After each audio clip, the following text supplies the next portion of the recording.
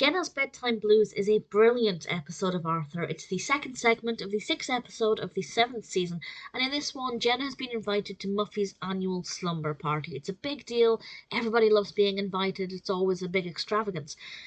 But she doesn't want to go. And I like the fact that it took a good 5 minutes, maybe longer, to establish why Jenna didn't want to go. It held that information back, and then we realise that it's because she's still wetting the bed.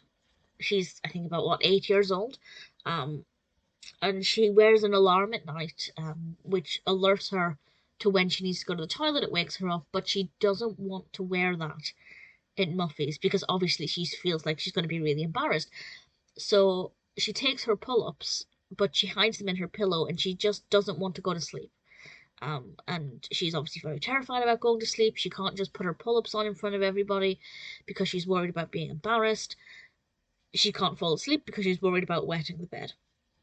And what follows is really a strong sense of anxiety that Jenna feels. And I think as a viewer, it's easy to feel those emotions that she's feeling because she's in a bit of a difficult situation where, to her, there is no right thing to do.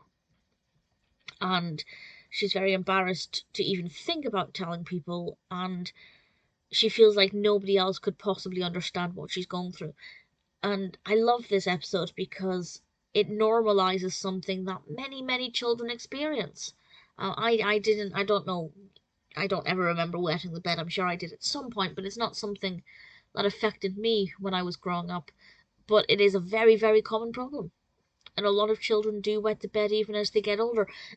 And also, the fact that it was discussing this device, these medical alarms, you wear them, and they sense when you need to go to the toilet, and they alert you to this. And I think that's such a fantastic thing. And maybe children aren't, or their parents are not aware that this is an option that is available. And it could, give people an option to kind of gain control of the situation. But ultimately, it's about making people feel like this is a normal thing that happens to a lot of children. And I think the treatment of Jenna in this episode was perfect, both in terms of the way the narrative developed and the way the other children responded to various different things. I can't say too much about that without spoiling it, but it really helped Jenna to see that she didn't need to be embarrassed, that she wasn't alone in the world, that she wasn't the only person to have this problem. And I think that's really an important message for younger viewers.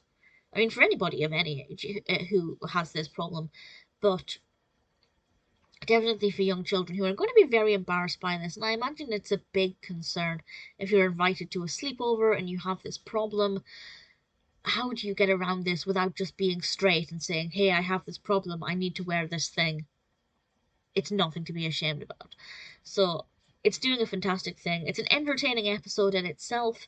There are various comedic moments throughout it involving other things. It's very sweet, very moving. Definitely a real credit to the series.